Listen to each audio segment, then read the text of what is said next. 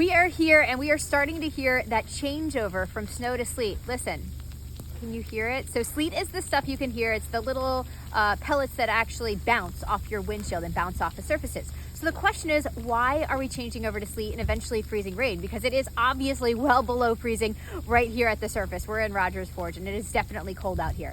Well, the reason why we're seeing that changeover has to do with what's happening way up in the sky. So I figured let's break out some pancakes. I did a little baking. We're gonna use some stacks of pancakes to explain what's going on. Earlier this morning, obviously it's been all snow. When you get snow, what happens is the air is cold. So everything actually starts as snow high up in the clouds, snow and ice. So the blue pancakes here, that's gonna represent air that's below freezing. In the case of snow, it starts below freezing up in the clouds, falls through a layer of air that's all below freezing, so reaches us as snow, just like this little blue stack of pancakes.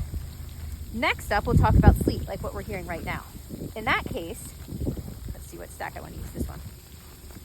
It starts as snow high up in the clouds, right? Blue pancake. Then it falls through a layer that's above freezing. That's the pink pancakes here. So that would be above 32 degrees. So it melts, becomes liquid, but then it passes through another layer that's below freezing. See, I've got a couple of blue pancakes there at the bottom. So it refreezes, and that's what gives us the pellets, kind of like what we're hearing right now.